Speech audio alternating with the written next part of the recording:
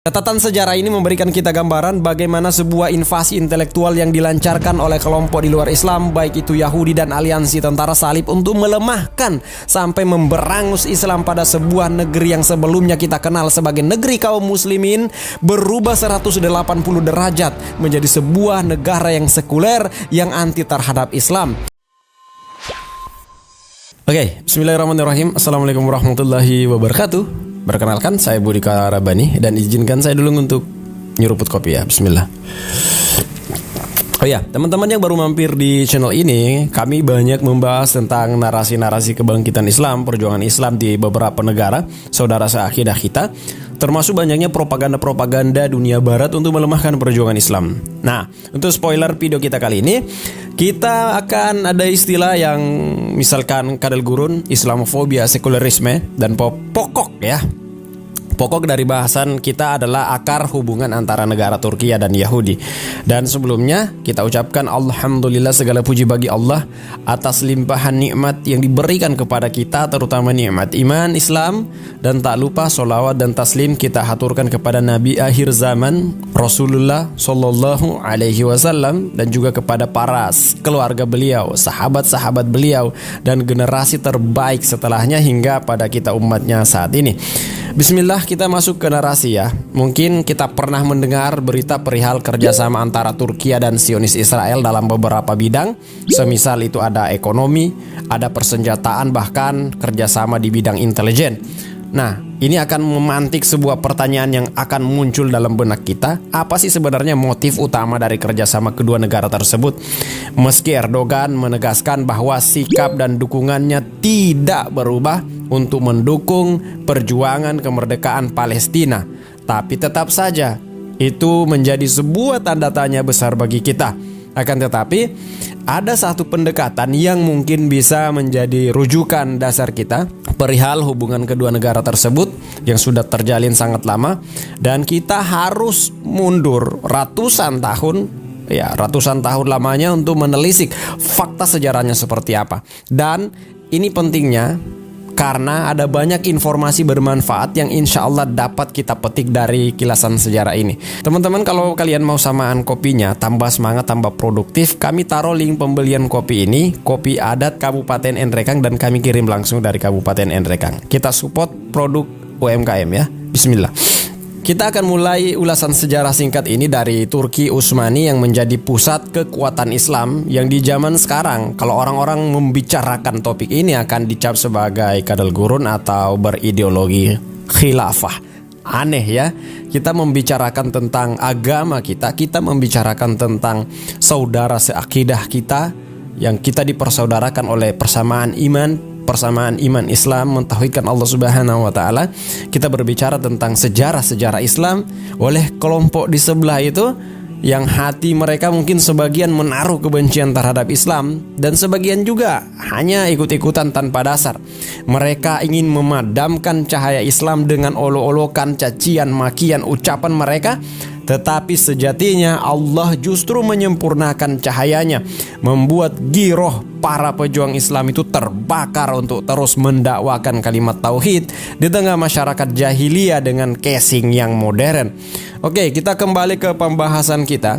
Jadi pada masa itu tahun 1492, dua kerajaan Kristen itu bersatu dan berhasil menaklukkan Granada yang merupakan benteng terakhir Muslim di Spanyol. Kala itu para penguasa Kristen ini menjanjikan kebebasan beragama bagi umat Islam jika mereka mau menyerah. Mereka diiming-imingi, kalian gak usah berperang dengan kami, kalian itu lemah, nyerah aja, nanti kalau menyerah bebas, kalian tetap Islam, kami masuk, kami mengambil kerajaanmu, seperti itu.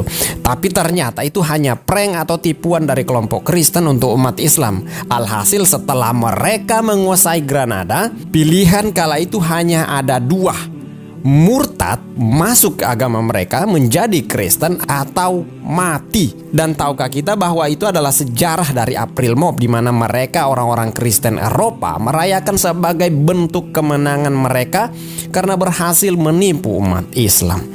Nah, jadi jangan sembarang ikut-ikutan budaya yang di luar daripada entitas Islam ya.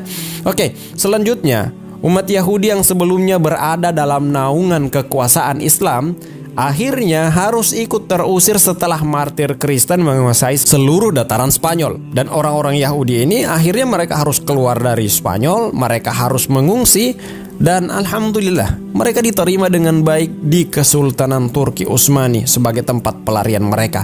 Sampai-sampai ada sebuah organisasi Yahudi, kalau nggak salah namanya Central Committee of the Alliance Israel Universe in Paris, itu sampai mengirimkan ucapan selamat kepada Sultan Abdul Hamid yang kedua.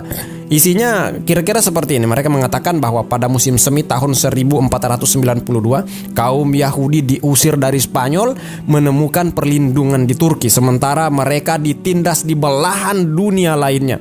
Mereka tidak pernah berhenti menikmati perlindungan di negeri-negeri leluhur Tuan, maksudnya di negeri Turki pada saat itu.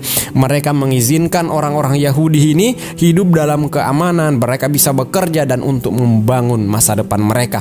Intinya orang-orang Yahudi diperlakukan dengan baik, bahkan diberi wilayah kekuasaan di kota Tessaloniki, Yunani yang termasuk dalam kekhalifahan Turki Utsmani. Jadi subhanallah ya, ini adalah sebuah fakta sejarah yang membuktikan bahwa kekhalifahan Islam, kepemimpinan Islam ini alhamdulillah berhasil menaungi agama-agama kelompok-kelompok di luar Islam.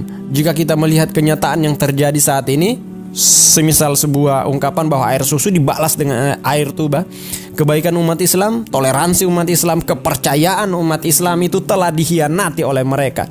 Jadi singkat cerita, sebagaimana ketentuan Allah Subhanahu wa taala dan bagaimana Allah mempergilirkan kejayaan suatu kaum, maka tibalah di masa kekhalifahan Turki Utsmani itu melemah. Jadi pada saat itu, pada saat yang sama, sejumlah besar orang-orang Yahudi ini berpura-pura menjadi Islam, yang dikenal sebagai orang Yahudi di Dunmah, yaitu orang-orang Yahudi yang telah mengingkari Yudaisme dan masuk Islam, tetapi mereka tetap setia sepenuhnya kepada orang-orang Yahudi, bahkan jika mereka memakai nama-nama Islam. Itu ya, cara-cara mereka luar biasa, subhanallah ya. Nah, sahabat Rabbani, perhatikan poin sejarah ini, karena pola-pola ini biasanya berulang dan sangat dekat dengan kita. Sejarah itu berulang meski dengan tokoh dan orang-orang yang memainkan itu berbeda. Nah, sehingga dengan kita mengetahuinya, kita dapat menangkal segala bentuk kelicikan mereka. Oke, kita lanjut ya. Beberapa dari orang-orang Yahudi ini yang menduduki posisi tinggi di negara bagian itu, dan diam-diam mereka bekerja sama dengan Inggris, Prancis, dan orang-orang Yahudi untuk menggulingkan kekhalifahan Turki Utsmani. Misi jahat mereka itu sangat terganggu oleh munculnya Sultan Abdul Hamid II, semoga Allah merahmatinya, yang memerintah kekhalifahan Turki Utsmani dari tahun 1876 hingga 1909. Orang-orang Yahudi yang tidak kehabisan akal, dengan liciknya mereka menciptakan sebuah organisasi yang disebut dengan Asosiasi Turki Muda, yang menganjurkan ide-ide sekuler atau memisahkan antara agama dengan bernegara, dan sangat menentang gagasan Islam. Sejumlah besar anggota tentara kemudian bergabung membentuk sebuah partai, Union and Progress, yang merupakan sayap militer dari Young Turkey Association, sebuah kelompok yang didasari oleh sekularisme ekstrim dan kebencian mereka terhadap semua yang berbau Islam, dan kesetiaan total mereka kepada orang-orang Yahudi, kepada orang-orang Inggris dan Prancis. Ngomong-ngomong soal kebenciannya, yang biasa kita istilahkan dengan istilah Islamofobia, rasa-rasanya kok semakin terasa di negeri kita tercinta ini. Narasi-narasi dengan penggunaan istilah kadal gurun, kadrun ya, kami rasa itu bentuk Islamofobia. Bahkan salah satu yang pernah masuk di berita, ada satu manusia yang berani menghina seorang ustazah dari pondok pesantren Lirboyo, Kediri, Jawa Timur ya, dengan cuitan yang sangat tidak pantas untuk kita sebutkan dalam narasi kita ini. Pesan kita, ingat, sejarah membuat kita belajar bahwa pengkhianat dalam barisan itu ada.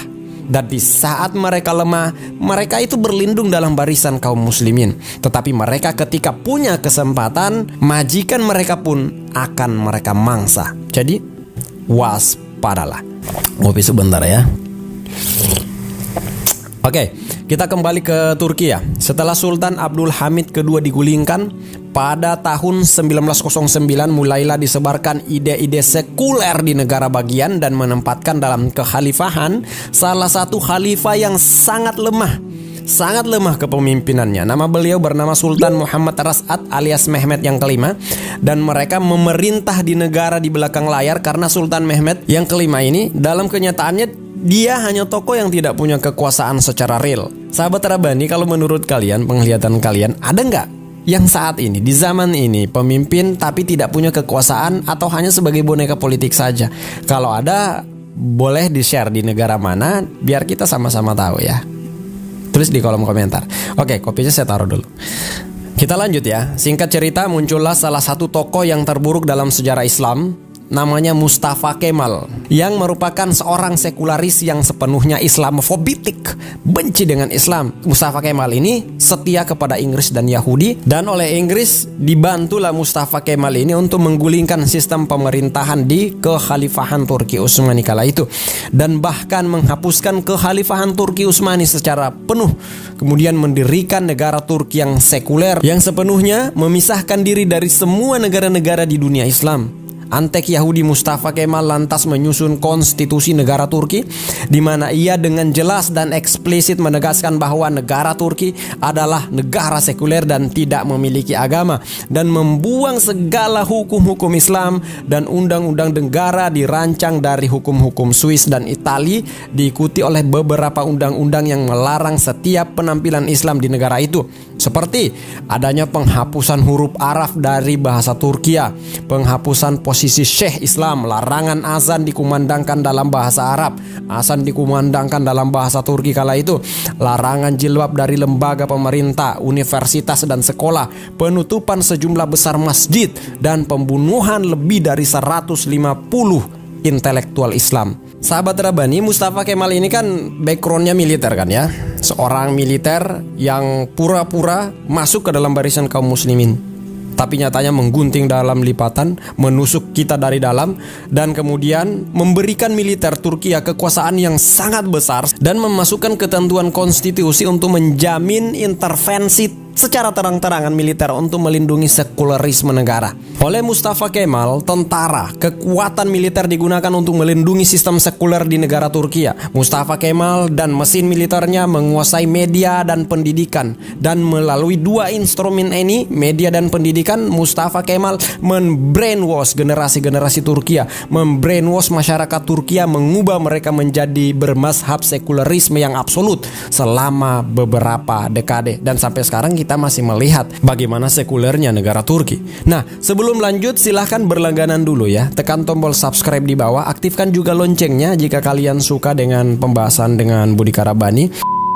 Kita ke 1948 ya, di mana negara Zionis Israel didirikan di Palestina, dan pada tahun 1949 Turki mengakui negara Israel dan merupakan negara Islam pertama yang mengeluarkan pengakuan ini, mengakui Yahudi Zionis Israel mendirikan sebuah negara di tanah Palestina. Nah, setelah berhasil meruntuhkan Kesultanan Turki Utsmani, mengubah Turki menjadi negara sekuler, kemudian mengakui Israel, kejahatan mereka tidak sampai di situ. Tentara Turki juga tidak segan-segan melakukan kudeta militer terhadap pemerintah jika ada tanda-tanda atau bentuk penghormatan terhadap Islam atau membiarkan Islam muncul ke permukaan. Tentara melakukan kudeta berdarah pada tahun 1960 untuk menggulingkan pemerintahan Adnan Menderes yang bukan dari kelompok Islam, bukan dari kelompok aktivis Islam, tetapi karena Adnan Menderes membiarkan beberapa kekuatan Islam bergerak, dan oleh para militer menganggap ini adalah sebagai pelanggaran sekularisme negara,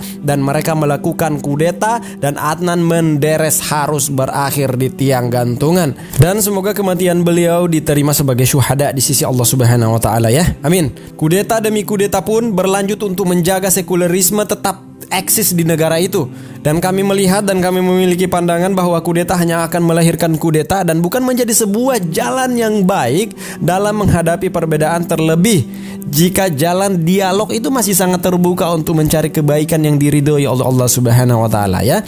Ingat, habis gelap yakinlah akan terbit terang. Ada masanya kita mungkin harus bersabar dan kita memperjuangkan untuk tegaknya kebenaran Islam ya. Nah, yang menarik dari sejarah Turki ya, pada tahun 2016 terjadi kudeta yang gagal dilakukan di masa pemerintahan Recep Tayyip Erdogan, dan rakyat berbondong-bondong turun ke jalan atas seruan Erdogan untuk mencegah terjadinya kudeta. Hingga pada 26 April 2021, Presiden Turki Recep Tayyip Erdogan mengeluarkan perintah penangkapan terhadap 532 orang yang dianggap terlibat dalam percobaan kudeta di tahun 2016 lalu. Jadi semoga ini adalah peristiwa kudeta yang terakhir ya. Kita tidak ingin lagi mendengar kata kudeta dan kudeta lagi. Oke. Nah, catatan sejarah ini memberikan kita gambaran bagaimana sebuah invasi intelektual yang dilancarkan oleh kelompok di luar Islam, baik itu Yahudi dan aliansi tentara salib, untuk melemahkan sampai memberangus Islam pada sebuah negeri yang sebelumnya kita kenal sebagai negeri kaum muslimin, berubah 180 derajat menjadi sebuah negara yang sekuler yang anti terhadap Islam. Ingat, kita telah diperingatkan oleh Allah Subhanahu wa taala dalam Quran surah Al-Maidah ayat ke-82. Sesungguhnya akan kalian dapati orang-orang yang paling keras permusuhannya terhadap orang-orang yang beriman adalah orang-orang Yahudi dan orang-orang yang mempersekutukan Allah atau orang-orang musyrik. Sahabat Rabbani, dengan beratnya cobaan dan fitnah yang menimpa kaum muslimin, senantiasa ada saja anak-anak Islam yang terus memperjuangkan Islam di seluruh penjuru dunia, senantiasa mendakwakan Islam, sehingga meskipun Islam itu dilemahkan, digempur habis-habisan, tidak akan pernah bisa memadamkan cahaya Islam, sebagaimana mereka tidak akan mungkin bisa menahan matahari terbit dan menyinari alam semesta. Lantas, bagaimana kisah kebangkitan Islam dan perjuangan Islam di Turkiya? Bagaimana bisa Erdogan menerabas rezim sekulerisme Turki dan kembali membangkitkan Islam?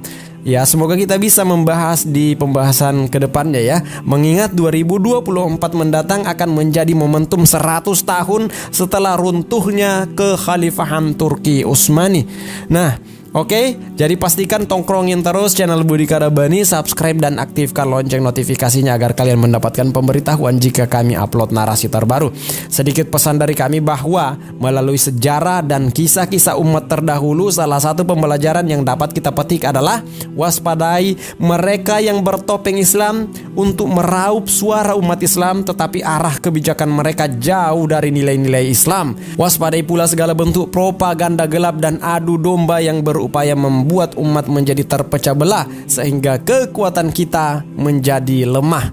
Oke, sekian narasi kita kali ini. Saya Budi Karabani, seperti biasa closingan kita, jangan tinggalkan sholat karena sholat adalah pembatas kita dari kekufuran, dan tetaplah bangga menjadi seorang muslim. Sampai jumpa di narasi kita selanjutnya. Jangan lupa pesan kopinya ya. Wassalamualaikum warahmatullahi wabarakatuh.